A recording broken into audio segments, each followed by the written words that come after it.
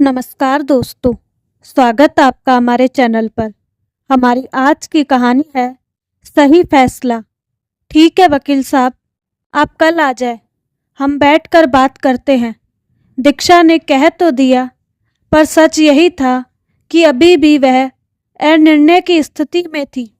उसे कुछ समझ नहीं आ रहा था कि आखिर इस स्थिति में उसे क्या निर्णय लेना चाहिए। मायके में कुल जमा 4 लोग थे, माँ, बाबूजी, बड़े भैया और वह। शादी के बाद वह अपने पति के साथ रह रही थी। उधर बड़े भैया भी शादी के बाद माँ बाबूजी से अलग अपनी गृहस्थी बसा चुके थे। 20 साल से उसके माँ बाबूजी छोटे से किराए के घर में अकेले रह रहे थे। चूंकि तीनों घर एक ही शहर में थे, तीनों लिहाजा मेल मुलाकात होती रहती थी। सब कुछ ठीक चल रहा था, पर पिछले कुछ समय से माँ के गिरते स्वास्थ्य ने सबको चिंता में डाल दिया था। उम्र के इस पड़ाव पर बाबूजी भी काफ़ी अशक्त हो चले थे। घर के सभी काम, तिस पर माँ की देखभाल अब उनसे सत्ती ना थी। पहले वह माँ बाबूजी जी को अपने यहाँ बुलाकर कुछ दिनों उनकी देखभाल कर लेती थी। उन दोनों का मन भी थोड़े दिनों के लिए बहल जाता था, लेकिन घर गृहस्थी की बढ़ती जिम्मेदारियों की वजह से अब यह संभव नहीं हो पा रहा था। वैसे भी माँ बाबूजी को अब एक स्थायी सहारे की ज़रूरत थी, चूँकि मायके में कोई और था नहीं। इसलिए उसने बड़े भैया से बात करने का मन बनाया। देखो, अभी मेरे पास बहुत उलझने हैं। बच्चों की पढ़ाई का तगड़ा खर्च, तो ना ही मेरे पास पैसा है और ना ही इतनी जगह कि मैं माँ बाबूजी को रख सकूं। हाँ, ज़्यादा से ज़्यादा तुम कहो तो महीने के कुछ रुपए मैं उन्हें दे सकता हूँ, वह भी अपने खर्चों में कटौती करके। बड़े भैया ने तो जैसे हाथ खड़े कर दिए। भैया, बात पैसे की नहीं। क्या आप देख नहीं पा रहे कि माँ और बाबूजी बिल्कुल असक्षम हो चले हैं।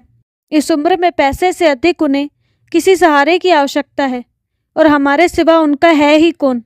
आप तो जानते हैं कि अभी तक मुझसे जितना बना मैंने उनकी देखभाल की, पर अब मुझ पर भी तमाम बढ़ती जिम्मेदारियों का दबाव है। अगर आप उन्हें अपने साथ रख ले तो, रही पैसे और दूसरी कोई भी मदद, तो मैं अपनी ओर से पूरी कोशिश करूंगी कि आपकी भरपूर सहायता कर सकूं। दीक्षा ने बेचारगी से कहा। देखो, अगर तुम चाहो तो मैं तुम्हारे पति से बात कर सकता हूँ। वैसे भी जब तुम्हें ज़रूरत पड़ती है, माँ बाबूजी महीनों तुम्हारे घर रुकते हैं, तो अब क्या हो गया? क्या अब तुम्हें उनकी ज़रूरत नहीं? भैया की व्यंग्यात्मक टिप्पणी दीक्षा को चुभ गई। हाँ भैया, मानती हूँ कि माँ बाबूजी ने मेरे लिए बहुत कुछ किया, पर इसका मतलब यह तो नहीं कि उन्होंने आपके लिए कुछ काम नहीं किया। फिर मैंने भी तो आज तक अपना बेटी धर्म ईमानदारी से निभाने का प्रयास किया है, मगर आपने तो, कहकर दीक्षा ने एक उसांस ली। भैया के मन में अपने लिए इतना जहर देखकर उसकी आंखों से दर्द उबर रहा था। क्या जरूरत पड़ने पर बेटी की मदद करना माँ बाबूजी का कोई गुनाह हो गया? उसने तो इस तरह की बातें कभी सोची ही नहीं। बचपन से माँ ने बड़े भैया को घर में एक विशेष दर्जा दिया। उनकी पढ़ाई की टेबल, उनकी ज़रूरत की कॉपी किताब, उन्हें हॉस्टल में रखना आदि सब उनकी मर्जी के मुताबिक ही तय होता था, जबकि वह कैसे भी हो कहीं भी अपनी पढ़ाई कर लेती थी। उसे कभी किसी विशेष सहूलियत की आवश्यकता नहीं पड़ी। सालों से घर के हर छोटे बड़े फैसले में बड़े भैया को आगे रख उनकी बात का सम्मान रखा जाता था। स्वयं बड़े भैया उससे कई बार कह चुके थे कि बेटा, तुम इस घर के मामलों में मत पड़ा करो, हम आपस में सब निपट लेंगे, तुम अपना घर संभालो। इस घर की और माँ बाबूजी की चिंता हम पर छोड़ दो। तो अब क्या हो गया? अब वे क्यों अपनी ही कही बात और जिम्मेदारी से मुकर रहे हैं?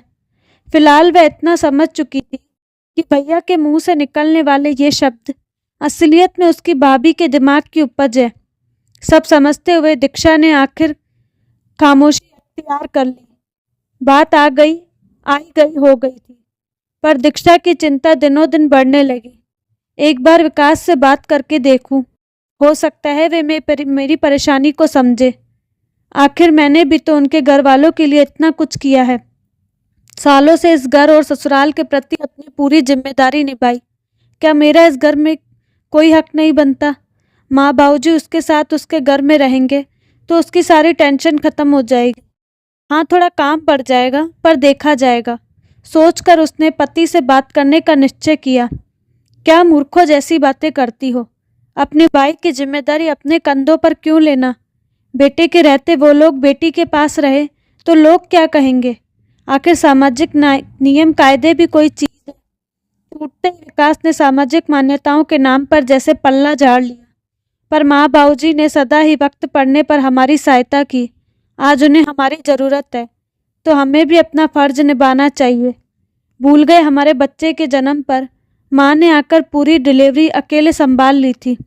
घर के कामों के अलावा मेरी और बच्चे की देखभाल कितने अच्छे से की थी। दीक्षा ने पुरानी यादें ताज़ करनी चाहिए। अरे हर माँ अपनी बेटी के लिए यह सब करती ही है, लेकिन इसका मतलब यह तो नहीं कि इस एहसान के बदले हम उनकी जिंदगी भर की जिम्मेदारी ओढ़ ले, वह भी उनके बेटे के होते हुए। विकास ने बेपरवाही से कहा। ओह, दीक्षा को रंच मात्र भी हैरानी ना हुई। इतने सालों से साथ रहते हुए विकास को इतना तो जानने लगी थी, पर मन का एक कोना अभी भी इस भूल में था कि उसने हर मुश्किल परिस्थिति में विकास का साथ दिया तो शायद उसे निराश ना होना पड़े। बहरहाल अपनों द्वारा छली जा रही दीक्षा इस समय भारी उलझन में थी। अपने जन्मदाताओं की फिक्र उसे अधमरा किए दे रही थी। कोई आसरा, कोई सहारा ना दिखता था। सपने में भी माँ बाबूजी की चिंता उसे डराती थी। पूरी पूरी रात उसे नींद नहीं आती। हे भगवान, माँ बाबूजी के स्वाभिमान और सम्मान की रक्षा करना। वे कभी बेबस और लाचार ना हो, हमेशा स्वस्थ रहे, किसी की दया के मोहताज ना हो। प्रार्थना करते हुए सिसक पड़ती। एक एक दिन बीता जा रहा था। माँ की बीमारी, बाबूजी की तीमारदारी और दीक्षा की लाचारी बढ़ती जा रही थी। क्या करे, किससे अपनी व्यथा कहे? कौन है जो उसके जख्म पर मरहम रख सकता है? क्या कहीं भी माँ बाबूजी की इज्जत की दो रोटी नहीं मिल सकती? आखिरकार दीक्षा ने एक कड़ा फैसला लिया। समाज और खानदान की परवाह किए बिना पास ही के एक वृद्धाश्रम जाकर अपने माँ बाबूजी के लिए बात कर सभी औपचारिकताएं पूरी कर आई। मन में ज़्यादा खुशी ना सही, पर आत्मसंतोष था कि अब माँ बाबूजी बेसहारा तो ना रहेंगे। ऐसे में एक दिन उसे वह मनहूस खबर मिली कि माँ को चेकअप के लिए हॉस्पिटल ले जाते वक्त उन दोनों को एक जीप ने टक्कर मार दी। माँ ने तो सड़क पर ही दम तोड़ दिया और अस्पताल ले जाते जाते बाबूजी की सांसें ने भी उनका साथ छोड़ दिया। एकदम से आ पड़ी इस आपदा ने सभी को विस्मित कर दिया। जिसने भी इस खबर को सुना वह सन्न रह गया। नाते रिश्तेदारों में सभी की आंखें नम थी। भाई भाभी तो फूट फूट कर रो रहे थे। विकास भी अपने आंसुओं को बहने से रोक नहीं पा रहा था। खुद उसके बच्चे भी नाना नानी को याद कर एक कोने में बैठे सिसक रहे थे, पर दीक्षा की आंखों में एक बूंद आंसू न था।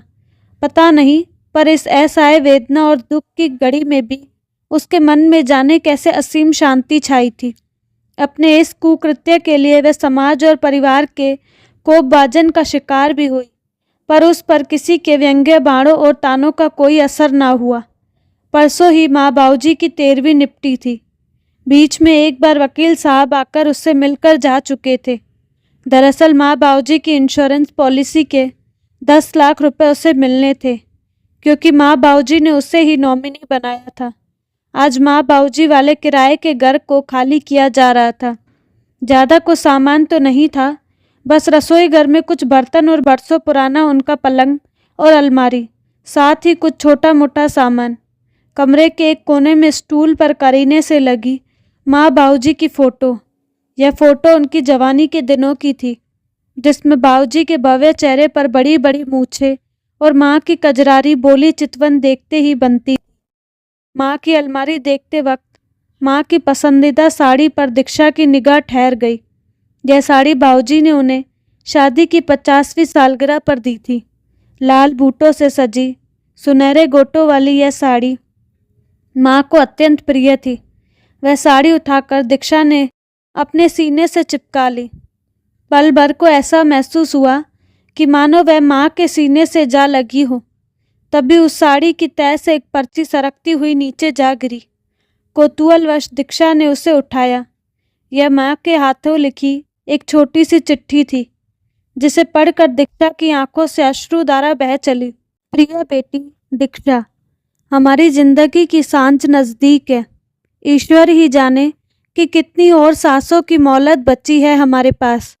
बेटी, हमारी कोई वसीयत नहीं जिसे हम तुम बच्चों के नाम करके जा सके, मगर संस्कारों की जो दौलत मैंने तुम्हें दी, तुमने आज तक भली भांति सहज रखी है। उसके अलावा जाने अनजाने तुमने एक माँ की पूरी विरासत अपने अंदर संजो ली, जो प्रतिपल मैंने तुम्हारे कर्मों के रूप में साकार होते हुए देखी। कितनी विचित्र बात है कि वसीयत देने वाले की इच्छा पर तथा विरासत लेने वाले की इच्छा पर निर्भर होती है। वसीयत हमारी कोई है ही नहीं और विरासत तुम अपने आप संभाल चुकी हो, तो इस नाते हमने तुम्हें अपनी बीमा पॉलिसी का नॉमिनी बनाया। हमारा आशीर्वाद समझकर पॉलिसी की इस छोटी सी रकम को तुम जहाँ जैसे चाहे खर्च करना। सदा खुश रहो मेरी बच्ची, तुम्हारी माँ। इतने दिनों का दर्द किसी फोड़े सा फूट कर बह निकला। जी भर कर रो लेने के बाद उसका मन बिल्कुल हल्का हो चुका था। माँ के इस पत्र ने जैसे उसे सही निर्णय लेने की क्षमता प्रदान कर दी थी। अब उसे सुबह वकील साहब के आने का इंतज़ार था। दीदी, आप जो भी निर्णय लो, मुझे बस इतना कहना है कि माँ बाबूजी की अंत्योष्टि से लेकर 13वीं तक आपके भैया ने अपने सारे फर्ज बखूबी से निभाए। पैसों की तंगी होते हुए उन्होंने हम सबकी इज्जत पर आँच न आने दी और पानी की तरह पैसा बहाया। भाभी ने इशारों में अपनी बातें दीक्षा के आगे रख दी। ओह भाभी, तुम अभी तक समझ नहीं पाई माँ बाबूजी के हृदय की पीड़ा को। उन्हें जीते जी हमसे थोड़ी सी देखभाल और अपनापन चाहिए था, ना कि मरने के बाद ये दिखावा। वैसे भी आपने यह सब माँ बाबूजी के लिए नहीं, बल्कि अपनी समाज में साख बनाने के लिए किया है। सोचते हुए दीक्षा का मन उदास हो गया। देखो दीक्षा, जो करना बहुत सोच समझकर। अपने भविष्य के बच्चे का भविष्य का सवाल है। विकास ने इससे अधिक बोलना जरूरी नहीं समझा। आखिर दीक्षा उसकी पत्नी थी। वह जो भी फैसला लेगी उसके पक्ष में ही होगा। उसे इस बात का पूरा विश्वास था। वकील साहब, माँ बाबूजी के बीमा की सारी रकम 10 लाख रुपए मैं उस वृद्धाश्रम में दान करना चाहती हूँ, जहाँ हर तरफ से निराश होकर मैंने उनके रहने की व्यवस्था की थी। मुझे नहीं लगता कि इस राशि के लिए इससे उपयुक्त पात्र कोई और हो सकता है।